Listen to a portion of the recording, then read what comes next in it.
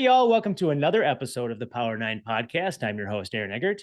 Our guest today is a major part of the creative genius behind brands such as Lifetime and currently Cambria. The dedication this person brings to all aspects of the marketing process is inspiring, and he has some pretty sweet stories to go along with it. I am excited to share with you the journey of my friend, Chris Probst. Chris, welcome to the show. Aaron, thank you so much. I'm a huge fan of your podcast, so it's very exciting to be invited to be on it. Well, and we're friends too, so it shouldn't be. It's like I said to you, it's just a couple buddies catching up. Although you've got some pretty cool stuff to share, and I'm excited to get into your journey. Before we get into your journey, will you please share with me your pronouns? Yep, for sure. He, him. Thank you. Right when we were logging on and like getting our little system down here, this is your first podcast you were a guest on. You do all the production on the backside, so it's about time you get from behind the glass and get up front and tell your story, brother. Yeah, absolutely. I've done a lot of production on podcasts, but never been the star. So it kind of goes the same for video and photography and all of those things. So I'm kind of the behind the scenes guy and the pulling of the levers. Well, your energy is infectious, and your C9 group talks about that. And the first time I met you, that was evident. You got a great hairstyle, so you and I have a lot in common. And so let's bring the energy and let's tell your story. So one thing I do know about you, and in a little bit of our prep, but yet also just in the conversations we had when I was first starting to get to know you, was you bounced around a lot when you were a kid. Tell me a little bit about your childhood, the family dynamics, brothers, siblings, and stuff like that, and then just kind of how that all shook out when you were a kid. Yeah, absolutely. So I was born in Louisville, Kentucky. So I guess technically I'm a Southerner, though I lived in the North a lot as well. My dad he's an accountant, kind of almost CFO type at various different places. And my mom is an English teacher, high school. So it was kind of a weird, I got kind of both sides. I got math and English all at the same time. So I tended to gravitate more towards the English side, though, I will say. And you'll find that a little bit more in my career. But so I moved to Indiana at age 6, moved to Illinois at age 8, and then moved to Maryland at age 10. And the reason for those moves was a lot due to my dad. He was working at GE, and he would get transferred a lot in the accounting department. And ultimately, we ended up in Maryland, which was right near Annapolis, Maryland, just north of Annapolis, Maryland, which is a town called Severna Park. Very much a DC suburb. So a lot of government work there. A lot of people working, commuting into DC primarily. So family dynamic was awesome. So my parents are awesome, wonderful people. We had the house that everybody came to. It was and honestly, that's probably how my personality developed that way. I'm a very, very open oriented person, but our house was the house. And even in high school, when people were driving around, they would just stop by whether I was home or not and just hang out. And it was, so if that tells you anything about, kind of the welcoming nature and the openness of how my family was, that was very much that way. I have a brother and a sister. My brother's 3 years younger, and my sister is 10 years younger. My brother, he's a teacher, a high school teacher, and very long time football coach. He recently went into administration over the past few years, and him and I are really close. So I became a Steeler fan because when I lived in Maryland, the Colts were gone, so I didn't have a team. So I became a Steeler fan. He's in Maryland and is a Ravens fan, so that's a big point of contention for us. Yeah, I'm sure it is. That's a big rivalry. Oh, huge. Yeah. It's fun. We have a good time with it. So, and then my sister, who's 10 years younger, she is a social worker and an entrepreneur and is doing really well. Sweet. That's awesome. Where'd you get your like dynamic? Your personality is big, right? And so I think, like you said, why was it that your house was so welcoming? And do you take after one or another of your parents, or both? Are you a good combo? Like, how do you look at that? Yeah, my dad is a very outgoing, charismatic type person, and my mom is a very nurturing, loving person. So honestly, probably both. Mm. That's kind of how I was raised with both parents. You know, my mom was home after, because she was a teacher, so she was home more certainly than my dad, working, you know, full time in finance. But yeah, I would say both. It was just it honestly, we did a lot of the neighborhood I lived in was very open. Our street, you know, it's a little different nowadays, and you know, we would run all over the neighborhood all the time. I had a group of friends that were very close in age, so we kind of grew up together, and it was just it was a good time, I would say. And my parents were, you know, obviously, you know, they're parents, so no matter how you look at that, there's some Right. strictness to that. But I honestly, I can't say one bad thing ever about them. They were just it was a wonderful dynamic as a kid. Awesome. Were you into sports? Were you a good like what were some of your extracurricular things that you were in as you were growing up and into high school? Yeah, so I played baseball. I love baseball. Mm. I played baseball all growing up. Realized in high school that that might not be the best thing for me, because I tried out a few times and didn't quite make it. So, but I still love the sport. I love going to baseball games. I'm a huge Orioles fan and a Mm. Twins fan. Fortunately, they're not in the same Yeah. division, so that is helpful. But they do play each other. And it's kind of a fun thing. And my wife is very much a Twins fan. But so I played baseball up through a little bit of high school, and then transitioned to theater. So Mm. I had a friend that was working at in the high school theater, and so I tried it out, and I actually did really well at it. And I think that's again a contributing factor probably for my outgoing and you know, crazy personality sometimes. Is I starred in Our Town, which I don't know if you're familiar with that play, but it's a Tennessee Williams play, and it's there's no props, it's Mm. all dialogue, and it was pretty terrifying. But I did it, and I felt really good about it. So I knew I could do it. I didn't pursue it in college because it was it was on the other campus, and we'll get into that in a minute. But so I took theater through high school, and I'm not a singer, so you kind of got to have both to really turn that into a career. So you don't want to hear Are me you sing, trust me. are you a dancer? I'm not a dancer. A Okay. bad. All right. Well, It's all I am dialogue. everybody's a dancer, but a good dancer is a very different thing Right. than what I am. And it maybe everybody's a good dancer with maybe a cocktail in them or two or something like that, right? Yeah. Yeah. Correct. A wedding dancer, I'm phenomenal. Yeah. Aren't we all? So when you look back at that time, let's go like up to, since we've kind of gotten you to where we're about to talk about your college career. When you look at the shaping of you and the influence that your parents had, one of the things I always like to talk about on this show is nature versus nurture, is like how you were born versus how you were raised. How do you think that balance of how you turned out now in retrospect, how do you think that balance of nature versus nurture has influenced that? Yeah, I think it's a combination.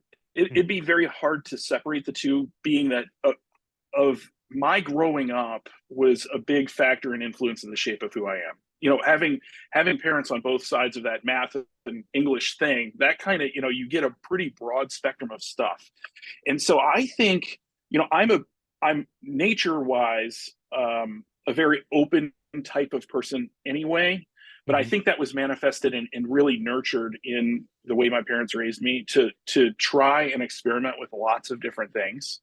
And you know, through music, I love music, and I love all types of music, quite honestly. There isn't really a genre that I don't listen to or enjoy. And I Yeah. think that, you know, it's willingness to try different things, to go and do. And also, you know, I think on the maybe both sides, nurture definitely, us moving around a lot, you know, is a little rough as a kid, because you're trying to make friends, and every 2 years we were moving, and you know, up until I was 10, it made it a little bit more difficult. So I had to kind of get out of my shell earlier, and Hmm. I think that's helped me too. But that's, you know, Yeah. that, and you know, pulling that nature aspect out. But that's really, I think, a nurture thing is just circumstantial, environmental factors. Totally. Yep. Yep. I think the way you explain it, it's maybe even a little heavier on the nurture side, right? Like it was you did have a really good, and I think people that that have extreme, like really good parents that are really, really nurturing and really there, and or people that have parents that are not there. It has those two extreme options of what that drives that either way. And to me, it sounds like you had such a good family environment growing up that it helped create that environment that was very nurturing. Yeah, I agree. The other thing I want to say real quick before, and I just want to say this to you because it should make you feel good. I was reading on Twitter the other day about MLB.com was predicting the next 10 years World Series champions. They have the Baltimore Orioles in it 3 times and winning it twice. So that is wonderful. I think it's like wonderful. It's like 5, 7, and 9 years out, respectively. But hey, whatever. We'll take it because it's been since 1983 since the Orioles have won the World Series, and we've been waiting for these moments. It's a labor of love for sure, because it's easy to give up on that team. Oh yeah, they have been terrible. Well, they're apparently their farm system's good, and they can stop. Well, one of these days they can stop talking about Cal Ripken Jr. and they can start talking about somebody else new. All right, let's talk about your college. So you, where'd you go to college? Yeah, I went to West Virginia University. I had a few colleges and choices. This is a weird thing, is I went and applied for college with an engineering degree. Aerospace engineering degree. That's what I thought I was going to do. And it was a lot to do with some particular people that were friends of mine in high school, because I didn't know what I wanted to do in college. And so I had applied, I was accepted into all East Coast ones like Maryland, University of Maryland, Virginia Tech, Delaware, all around that area in West Virginia. And I got into West Virginia first.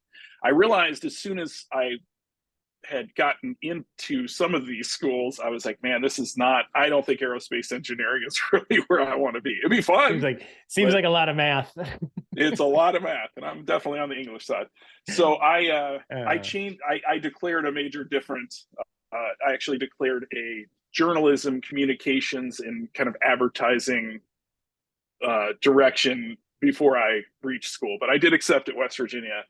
And some of that had to do with in 1989, I graduated high school in 90, and in 89, Major Harris was a big football star, and West Virginia was really good. So I think there's these cycles and waves that cause people to be interested in schools. And I think that indirectly, I don't think it was direct, because I will tell you, me and my dad went out for the first visit, and just before I had officially accepted, and I said, I'm not going out here. This is way out in the mountains, and there's nothing to do. And then we got there, and I loved it.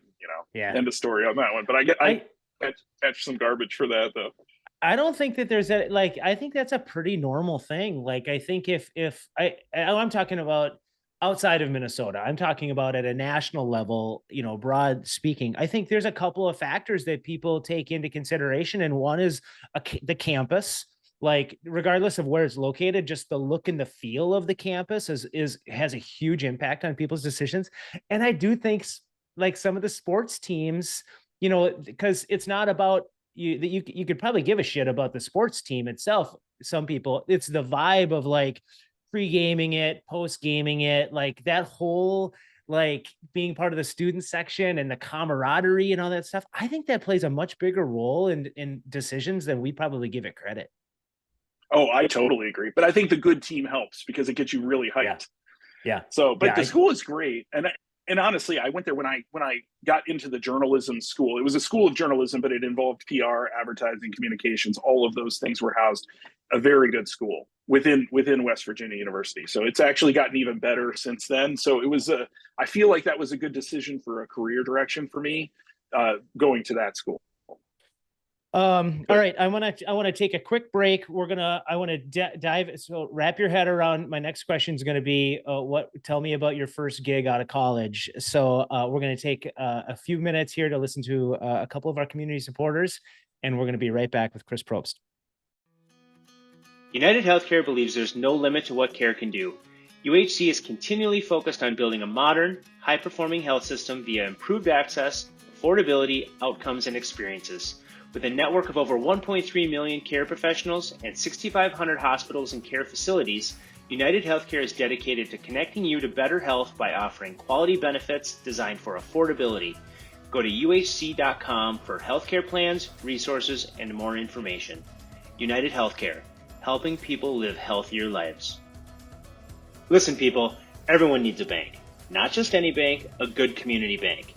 From personal needs like checking and savings accounts to business services like financing and M&A support, the team at Flagship Bank is there to provide you with the assistance you need so you can spend less time thinking about your finances and more time enjoying what your money can do for you. To learn more, head over to flagshipbanks.com. That's flagshipbanks with an S.com. Member FDIC, equal housing lender. Flagship Bank, investing in you. The topic of talent is hot in organizations of any size, and I would argue none more than small to mid-sized businesses. That's why it's crucial to have a partner to help you navigate all the HR idiosyncrasies so you can focus on working on your business and not in it. Insperity is a full-service HR partner with a high-touch, high-tech platform helping owners work through challenges like employee retention, company culture, and benefits, just to name a few. Do yourself a favor and explore all they have to offer at insperity.com. Insperity, HR that makes a difference.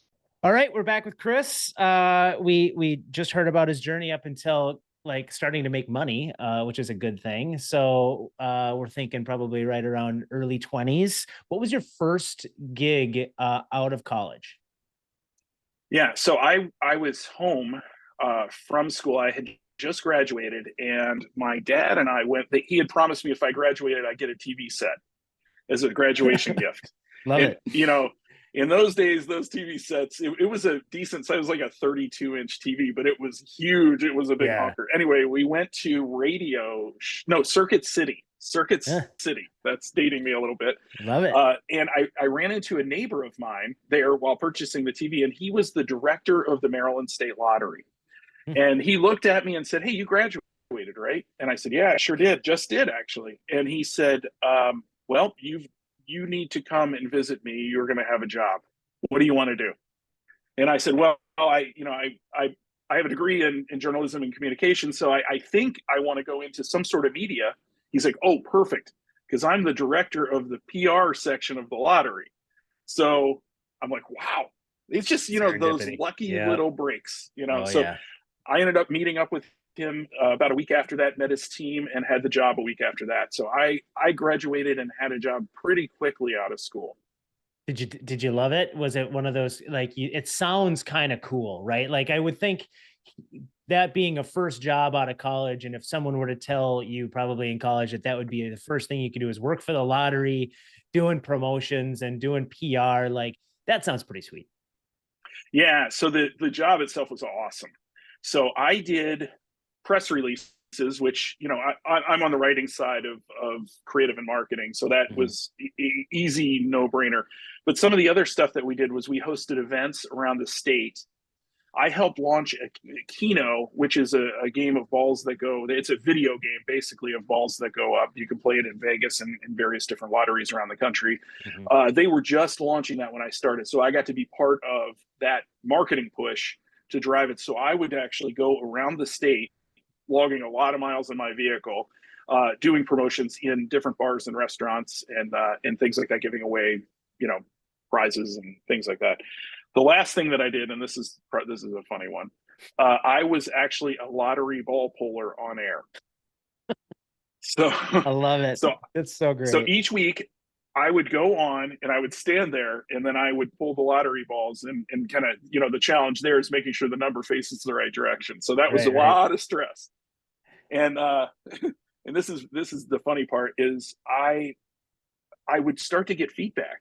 People would write to me saying they're really irritated at me, but they wouldn't say why. And then finally somebody said, "Well, I'm irritated at you because you keep pulling the wrong numbers. They're not my numbers." And then, so, and prior to me losing all my hair and having such an awesome head now, I had a big floppy head of hair, and I would go on and pull the lottery balls. And this lady one time said, "You got to quit pulling the wrong numbers. You're grinning like a hyena up there." And I said, "Oh, Oh no, this is People are bad. weird. People are weird, It's just crazy, just right? crazy. So it Right. was fun though. I really had a good time doing that. Those are the same people that scream at the screen when people get it wrong on the Wheel of Fortune at 6:30, right? It's just Absolutely. calm down, pump the brakes, lady. So how long did you spend there? I was there about a year, maybe a year and a half. And while awesome, loved the job, it was an entry level government job. And I was living at home. I wasn't making very much money and decided that if I ever wanted to move out of the house, I needed to do something different. So I took a leap. I had a couple friends that lived in Florida and right on the beach in St. Petersburg, St. Pete Beach. And I said, man, what better place to live? I'm going to get out of the cold, go live with them. I'll figure it out when I get there. My parents thought I was absolutely bonkers. Why would you do this? You've got a job. Don't leave. You know, it's that mentality. Yeah. And so on my way out, I packed up. January 6th was my day that I left. And I had an ice scraper in my hand. And I said, I rolled down the window. I said, bye, mom and dad. And I threw the ice scraper out the window. And I said, I will never need that again. Yeah, right. Well, Well, famous, we'll get to that later. Famous last words. We'll get to that. So, what'd you go to Florida and do? And what'd you end up figuring out, I guess? Yeah. So I was living on the beach and I just needed a job. So I started waiting tables. And honestly, that was a pretty good thing for mainly for social reasons, because wait staff love to go hang out together. And so I made a lot of friends really quickly all along up and down the beach, knowing that wasn't an end game for me, even though my dad thought it might have been at some point, because I did it for about a year while looking for a more full-time position. I ended up working at a news station doing advertising.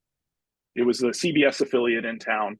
And I kind of started part-time, then went on full-time, and just produced a bunch of ads, some pretty cool stuff and some content and things like that, like extreme, your car goes into the water and how do you get out of your car? Those kind of things. We were producing that stuff. So it was really fun, underwater and doing crazy stuff. Yeah. So yeah, that was my first gig out, living there. And that was great. And then I started doing some part-time work at Home Shopping Network, which is in St. Pete, Florida. And now it's part of QVC, which is, basically home television shopping. And at that time, that was the e-com. That was e-com, because there was no e-com to speak of. So it was all TV sales, and it was measured by the minute and very dynamic and very fun. And I had joined them part-time to do some small stuff and ended up working there full-time doing ads, basically for the network and for cross-channel off the network. So some bigger national ads and, promos. How I got there, though, was through actually, I was at a company called Telemation, which was a production company, basically, that, had suites and studios and I became a producer, basically a TV ad producer. And producing all kinds of content across the board for HSN, and doing some live stuff too, which was fun and dynamic as well. I met quite a few characters at HSN. So you think like so this is one area I wanted to make sure that you had the opportunity to tell. Just tell one story. So be selective in one of them that you choose, because you've told me a handful of them, but like you've met some kooky people and some really interesting famous people along with that kookiness. So give me one of them. Yeah. Okay. I'm going to do, I have so many.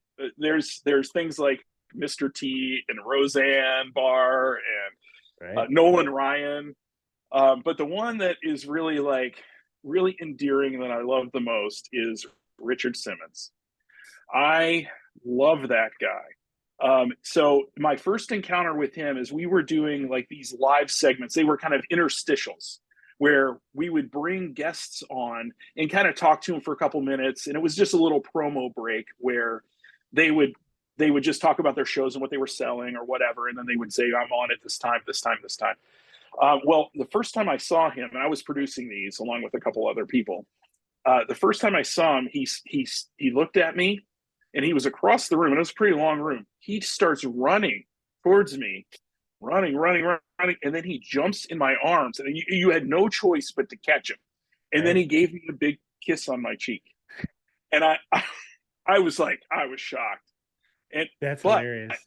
I will say that is that guy, and he is a genuine, true person. He went around to the entire call center of the home, and it was a pretty big space, saying hi to every single person in the call center and saying a nice word about him.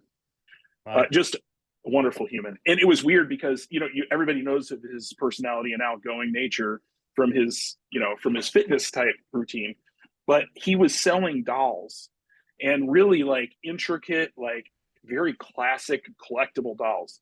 And he would be off the air, and then he would go on the air, and it was like, boom, he was just very calm. Wow. And it was just that on air personality that just drives you crazy. So funny stuff. Yeah. But I'll never forget. I think that they talk about that, right? Like of anything for mastery is like 10,000 hours. Well, him, you think of Richard Simmons, the guy was born to be behind in front of the camera.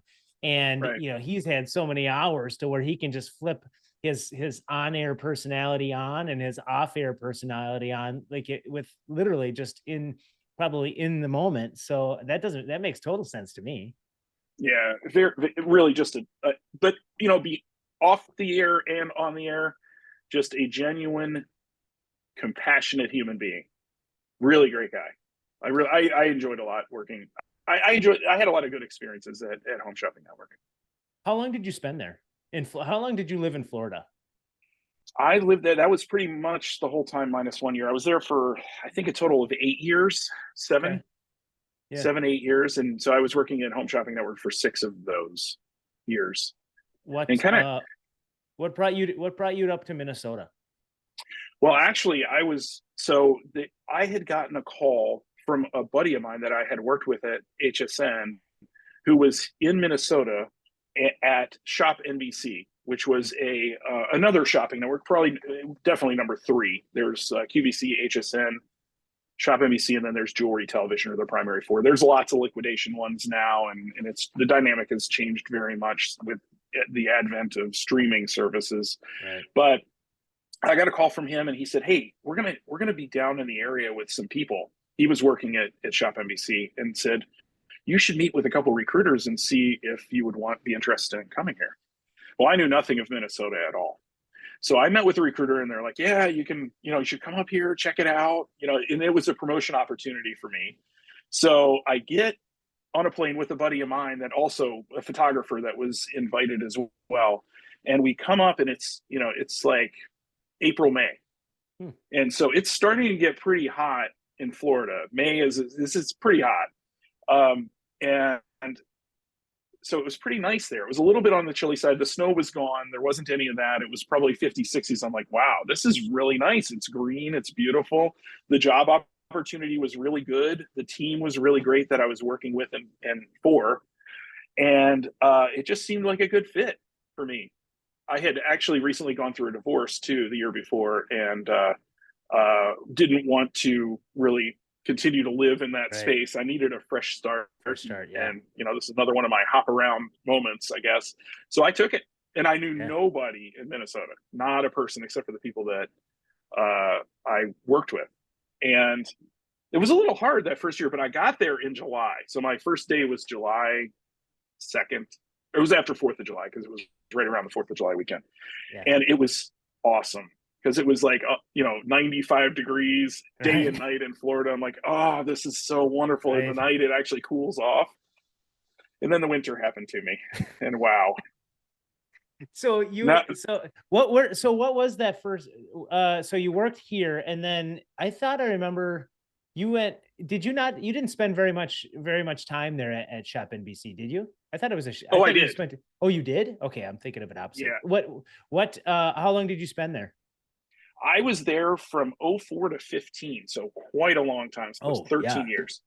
But the thing that was weird about it, and this is like what was awesome, is it really was like 5 different companies. So what happened there is every few years, it's a publicly traded company that struggled at times, and it kind of ran with the market. It's an e-com platform, and so when I got there, what they were trying to do was expand product mix. So they were incorporating electronics and fashion and home. They were primarily a jewelry company at the time. And a guy by the name of Will Lansing, who had taken over, it was called CVN before, and they licensed ShopNBC. So it kind of a little bit of cachet came with it. They're expanding and diversifying their product mix, and that was a good time. So as they were doing that, they were trying to. That's kind of the reason how I ended up there. But every few years, it would be a new regime of upper management, because either things would fail and the board would go, "You're out," or things would, it's a publicly traded company, and if quarters are down consecutively, that's usually time for a change. And it's a pretty volatile company overall, and has been through its history. So it was kind of interesting. So I stayed there a longer time than I probably would have, because it felt like a different company each time a new regime would come in. So I'm big on change. I like change. I think that comes through my nature of all the things we've been talking about. Right, so right. Every couple of years when that would happen, it didn't bother me. Actually, I was kind of energized by it. It would be, we started off kind of e-com focused, and that was right in the beginning of e-com. And then that kind of got going, and then Will had left, and then a new guy came in, and that was all about merchandising and product mix. And then the next guy came in, and it was all about presentation and sales, the way we sell, and lead generation. And then the next guy came in, and he was more focused on social media. So we got a lot of celebrities and a lot of people coming to the network and trying to drive some exposure through that, lead and demand gen. Yeah. So it kind of was a fun time. I really had a great time, and I can get into a little bit what I did. So I started on the TV side. Obviously, I'd had experience in that. Very quickly, we realized that there needed to be an increased role. We had a creative director on the print side, but print was sort of becoming less and less. And that person left, decided to leave. And so we just consolidated it all. And I took over in marketing the creative aspect of all of that. So it was content production. It was some live show stuff through over time. What print we did, and then all of the digital properties from a marketing content, creative aspect, and working social and all of those pieces. So I would say, that was a moment where I really shifted and grew into kind of the leader that I am today, is a result of that experience during those years. And so when I alluded to in the opening that I think you went from there to then Lifetime, and now you're at Cambria. So the tone I've gotten, well, even with the lottery thing, like, you've always worked with really big brands, right? And so I'm going to kind of skip over the Lifetime part of your career, because I want to get into Cambria, and I want to be respectful of time. However, I think there's got to be some really great things about working with big brands. And then I got to believe that there's probably some challenges of working with big brands. So before we dig into your time now at Cambria and what you're doing and how you're looking forward, what are some of those great things that you love about working with a big brand? And then what are some things that it just makes it a little bit tougher? Yeah, I would say what's awesome about Cambria is, one, the product. You can't sell something that isn't great and be a great brand. You can survive. I feel like ShopNBC was kind of that. We were selling things that people want, not need. And for me at Lifetime, that pretty big brand too, we were selling health. And that's awesome. And that feels very powerful and very good. And it fills your heart, and you like to do those kind of things. Same thing at Cambria. We're selling a good quality product that I feel good about promoting in marketing, and I feel good about the brand itself. It's a luxury, high-end quartz countertop brand. We do a lot of really great things. The management is very focused on the marketing effort and puts a lot of emphasis behind marketing. And so we do anything across the board, from events and sponsorships to a lot of philanthropy, which is amazing.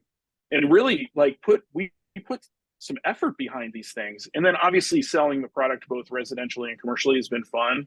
I had dabbled in some B2B marketing at Lifetime because it is a little bit of that. You're dealing with the business partners, but here is really a lot B2B. And then the consumer piece of that is really just its awareness and driving people down the funnel to make a purchase.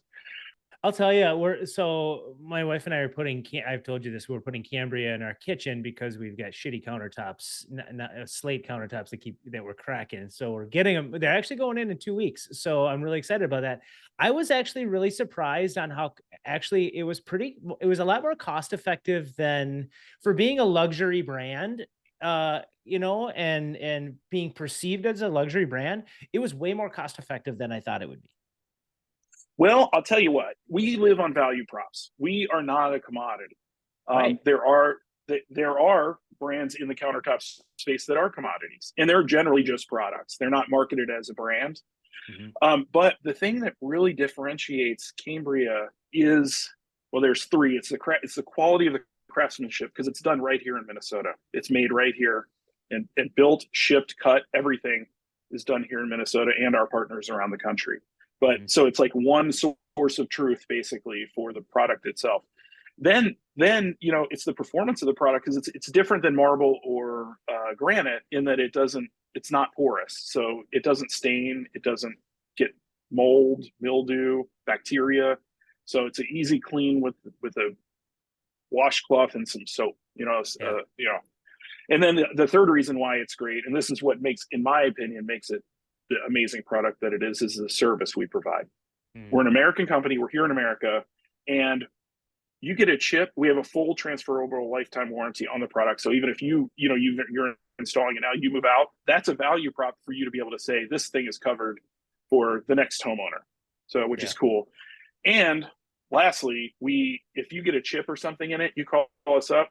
Likely, I would say 99% of the time. I haven't heard of a time we didn't. We'll come out and fix it. And that's not even part of the warranty. That's just the service. Part of the deal. Yeah. I thought that was, I do think that it was the experience has been fantastic as well. And so working with the team and everything. All right. This is kind of a commercial for Cambria, but we'll stop that. One of the things that I think that you've really doubled down on for yourself and part of your career in the last couple of roles is that taking more of a leadership role and building a strong team and you led through COVID, which was everybody, we could talk about that till we're blue in the face, and I don't want to, but you had to manage through some challenges with all that stuff. What does your role look like now, and then how do you perceive yourself moving into the future of the things that you want to do and you want to take more on, and how you're gonna continue to evolve that career that you have going? Yeah, it was a challenging time during COVID, and we're in the office company, so 5 days a week in the office, and that's not the most popular thing, especially in the heart of COVID. We were there, and it was good for us because it really drove. It was pedal to the floor, and we had a lot and have had still a lot of success in the industry as a result of us not stopping. And I credit the leadership of this company for that. I will say, so for me, we've had a lot of changes over the years, and for me, it's good. Honestly, change has been good. I've enjoyed all of the leadership that have changed out. There's been 4 or 5 different leaders. I have a CMO now that's good. Is great. He's wonderful to work with. She's put a good team in place. Lots of opportunity and ways to grow. My role is kind of morphing a little bit, and we're trying to figure out exactly how that lands, but I think there's going to be great opportunity on that side too. But as as me overall, I'm a marketer at heart. I'm a creative problem solver. I'm a communicator. I'm open and transparent, and I love working with people, different groups, pulling people together. Let's figure out how we're going to get this done, and let's do it. I'm a doer. I get it done. I'm strategic, certainly, but I'm going to make sure that that job gets done for sure. Yeah. So you're talking kind of towards the future of what where I will be or what I'm not sure how long Cambria will be. I hope a long time because I love the company. But it will definitely be in marketing for sure. I'm a VP of marketing creative right now.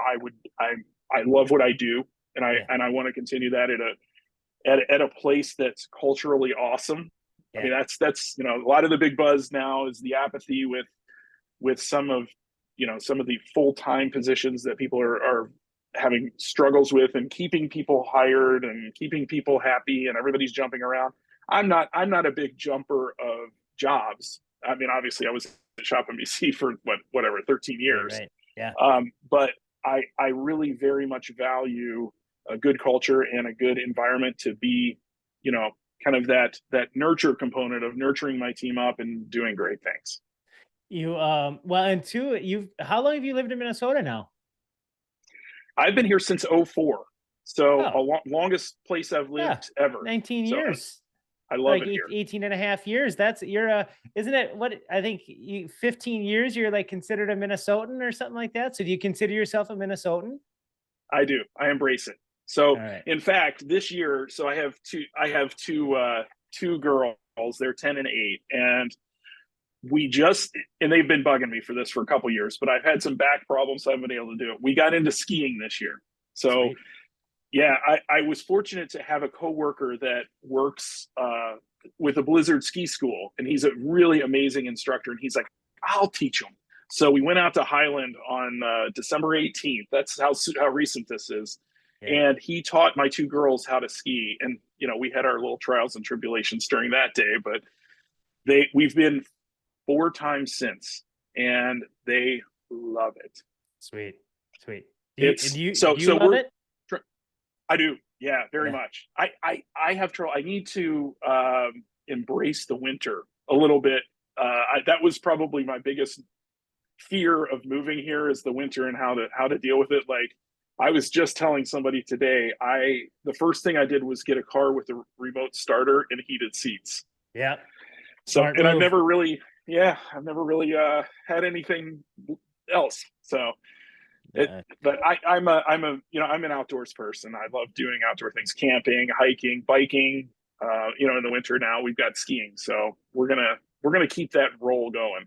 Yeah, I was going to ask you about your family, so I'm glad you got into it. So 2 girls, 10 and 8, and then your wife, and then I think you mentioned to me at one time that you got a COVID cat.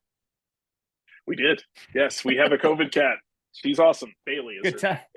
All right, we're gonna thank you. Thanks for talking about your family a little bit, and your journey is awesome. I want more people to know who you are and be able to connect with you. So at the end, after we get done with 9 questions, we're going to be able to let you share how people can get a hold of you and all that good stuff. And we'll hot link it through our podcast and on YouTube. So, but right now we're going to take a quick break, let Chris get his shit together so he can be ready to answer 9 questions. And we're going to listen to a few of our community supporters. When you think of a typical CPA firm, you probably think of tax planning. Well, that just scratches the surface of what Boulay offers their clients. By providing smart, in-depth thinking from experts in accounting, audit, tax, and business consulting, they know what it takes to achieve financial success. Whether it's protecting your business, building your wealth, or securing your future, you can count on Boulay to go beyond addressing just financial matters and providing you with tailor-made, workable solutions. Learn about all they have to offer at BoulayGroup.com. Boulay, helping you get there. Regardless if you're a startup just figuring things out or a medium-sized organization with a full team, having a legal partner by your side is crucial. Seiler Law is fiercely loyal to their clients and are passionate about removing headaches and roadblocks that can pop up during the growth of your business. Whether you need general outside counsel, are planning a business transaction, or even need someone to help guide you through the estate planning process, the team at Seiler Law are the advocates for you. Visit SeilerLaw.com to learn more. Seiler Law, where experience meets pragmatism. If you're an entrepreneur or married to one, your journey is complex. You want financial advice that impacts your whole net worth, including your business, not just stock market investments. You also want a partner that quarterbacks the relationships between the CPA, estate planner, banker, and other trusted advisors. That's where the team at eWealth Partners comes in. We love helping you and your spouse design a financial plan that aligns and empowers you. A plan that addresses your concerns, priorities, and goals tailored to reach your long-term vision. A long-term vision that is worth the pursuit today. Visit ewealthpartners.com to learn how they can help couples like you. eWealth Partners, holistic financial planning for entrepreneurs. Investment advisor services offered through AdvisorNet Wealth Management. eWealth Partners and AdvisorNet Wealth Management are not affiliated. If you're anything like me, you know enough to be dangerous when it comes to finance, yet need some help when things get complicated. All-in-One Accounting provides the right financial expertise and leadership to align with your stage of growth. From outsourced accounting and bookkeeping to strategic financial planning, the team of accounting rockstars at All-in-One Accounting are passionate about positively impacting the lives of their clients. Check them out at allinOneaccounting.com. All-in-One Accounting, taking our clients from financial chaos to business clarity and beyond. All right, we're back with Chris Probst. All right, 9 questions. I actually was, you're a quick thinker, and I try and shape the questions a little bit to and how challenging they're going to be to people that are quick-witted. So I'm going to tell you, I'm not going to freak you out, but I got some fun ones in there. And I pulled out a couple of new Would You Rathers, if you've ever played that game. So, with all that being said, this sounds terrifying. Yeah. Good. All right. With all that being said, can you please confirm to me that you have no idea what I'm about to ask you? I have no idea. And honestly, I'm terrified.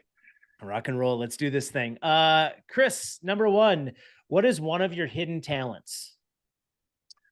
Hidden talent. So I am, a race car driver. Actually, no, a race car passenger. So this is a crazy, do I have a second to tell you this story? Yeah, heck yeah. This is a really good one. So when I moved here, I like NASCAR. My dad and brother, and we kind of do we'll go to races. It's not really for the race, it's for the experience. But anyway, we got into it.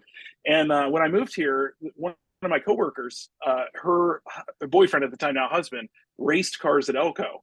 And they raced cars on the night of the kind of the wacky car night. So he asked me if I wanted to help him out, just kind of pit crew or whatever. Well, they had 2 cars in case one broke, but basically it was 2 people in the car. The guy on the left, the driver, had the steering wheel and the brake, and the guy on the right was modified over and had the gas pedal. Sweet. So it's really hard to do, and you got to be in really good communication. Well, we had 2 cars. So the day before we started, they asked me if I was interested in racing it with his dad. And I said, sure. And it was the backup car. It was like 1 number off. So you could switch them and they would take the car because we wanted them to win. Yeah. Well, it was so fun. It was so fun. And the communication thing, we won some races too, but we struggled with the communication thing for a little while because it's very loud in these cars. They're like 84 Monte Carlos, just kind of beater cars. What a blast. I did that for cool. a year. Yeah. That's super cool. I love it. Great story too. Where is one spot that you go that inspires your creativity? Wow. You know what? I think it's actually weirdly driving. Alone, listening to music, just kind of rolling along and free thinking and obviously not New York driving. I did that recently, and that's you're not free thinking when you're New York driving. You're basically reacting. But here on large roads, taking a road trip is really just I can listen to podcasts, for example, and just listen to music and just kind of just focus myself and clear my thoughts and kind of think. That's what I would say. Yeah, that's a good one. Yeah. What is the strangest thing you've ever eaten? Oh, wow. Strangest thing. So I was in Venice, Italy, and they have some strange seafood. And I got some dish and I'm not against squid, but somehow the way this was prepared was it was nasty. Yeah. So it was like a squid mix thing, and it had black. You got black all over your face as a result. Yeah, it was just gross. Yeah, it was nasty. Yeah, that sounds nasty. I had eel one time, and I thought it was, I think it's called unagi, and I wanted to throw it up. It tastes like dirt. All right. Would you rather have to make all your own clothes or grow all your own food? I would much rather grow my own food, without question. Yeah. so another thing, kind of, this is unrelated, but cutting the grass is also one of my favorite activities because you start it and you finish it. Sometimes in marketing, you never finish things. They just keep going on, and you never get to sit back and look and go, it's done. And so growing my own food would feel like that. Yeah. Yeah. Well, plus you get to control what goes in your body. So I'm with you on that one too. Mm-hmm. And I kind of do that anyway, so it all works out. Okay. We talked a little bit about your lack of singing skills a little earlier. So I'm glad this one came up organically. What is one song that when it comes on the radio or one of your playlists, you just got to sing out loud? Okay. I have two. My kids hate this. It's Take Me Home Country Roads. And that is primarily a West Virginia influence song. Yeah. Yep. I sing that all the time. And my older daughter, she just runs and hides. She can't take it. Love it. I love it. I work on them all the time, but it doesn't work. The other one, when I was actually going to propose to my wife, and we were driving out to a family reunion of her family, which is like 300 people. And I did it in front of all 300 people with a microphone. Whew, that was stressful. The song Fancy came on by Reba McEntire. Oh yeah. And I sang that, I belted that one out, and she just she turned red in the car, just me and her, turned red and just laughed. And it's just become one of those songs that whenever that comes on, I sing it out really loud. So I don't know why. Regarding Take Me Home Country Road, I want to go to a Mountaineers football game simply because I want to be a part of the whole crowd singing that. And I see that on TV during college football season, and it gives me goosebumps. It's awesome. It really sounds epic. Yeah. It would make me want to say that would turn into one of my favorite songs. I loved that song anyway. And my wife and I sing that one out loud when we're sitting on the patio and stuff anyway, but that's another reason to sing that one out loud. And I love that answer. I saw a post from one of my former journalism class students, and he was in Reykjavik, Iceland, and that song came on in a store. Well, no, it didn't come on. He told the lady that was behind the counter that's where he was from, and she turned it on and they sang it out together. I thought it was just the coolest thing. That's awesome. In Reykjavik, Iceland. Yeah. If you could have dinner with 3 people, alive or dead, who would they be? Wow. Okay. You said this, and it's going to be Cal Ripken because I love him.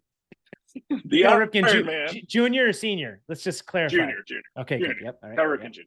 Sure. Jerry Garcia, because I've always been a Dead fan and a Deadhead, and you would never know that completely, but I love the Dead. Sweet. And then a third. Wow.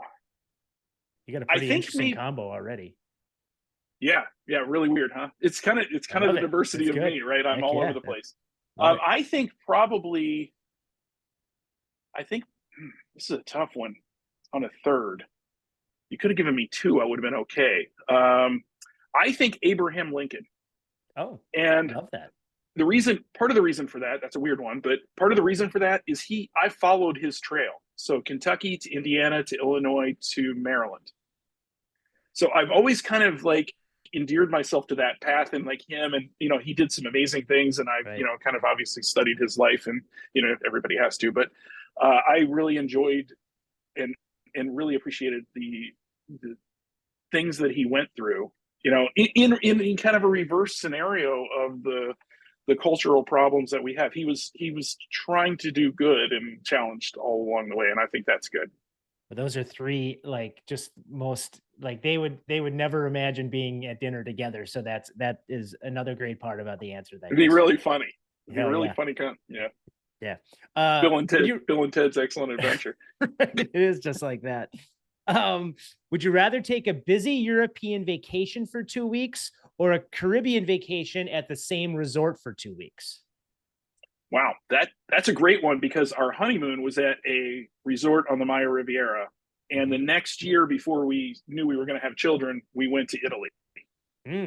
So exactly what you're talking about, and I very much prefer the Italy one.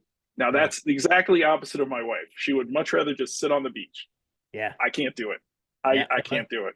That's why you got to book multiple trips. Yeah. 100%. When I say the word mentor, Who do you think of and why? I think of my dad. Hmm. I think of my dad because I feel like I'm just so impressed with what he did through his career, how he endured and persevered and succeeded. And he delivered those values to me. And I use those things. And back to the nurture comment, it really is about that.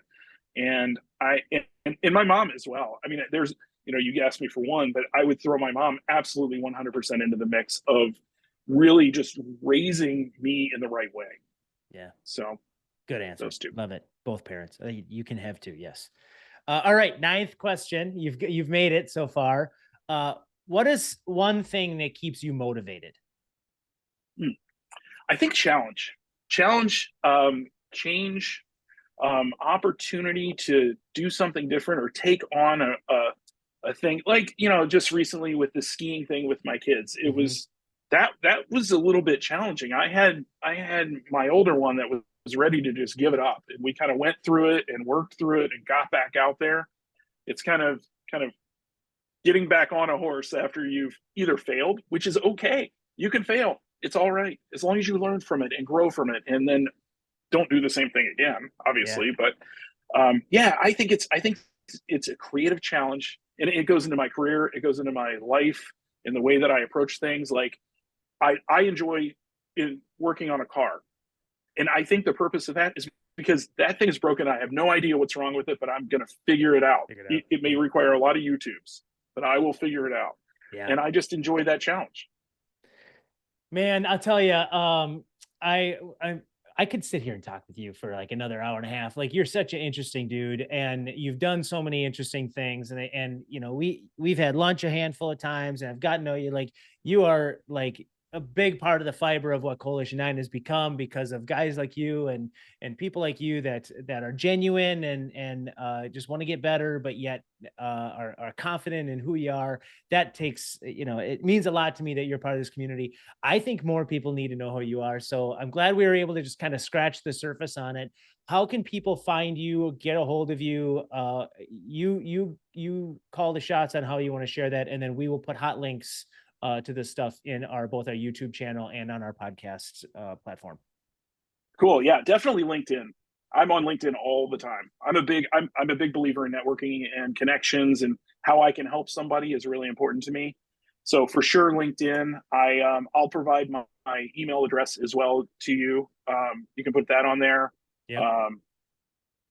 Pretty much any social media channel I'm on it. I'm not a huge poster of social media. My wife is, so I kind of get tagged along on that, and then that works fine. I'm good with that.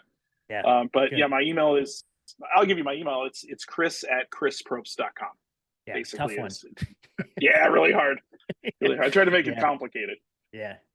Well, you're great, man. I'm so glad that you're finally on the show. Thank you so much for being a part of our community. On behalf of Chris Probst, this has been the Power of 9 podcast. I'm your host, Aaron Eggert, and I want to thank you for the privilege of your time.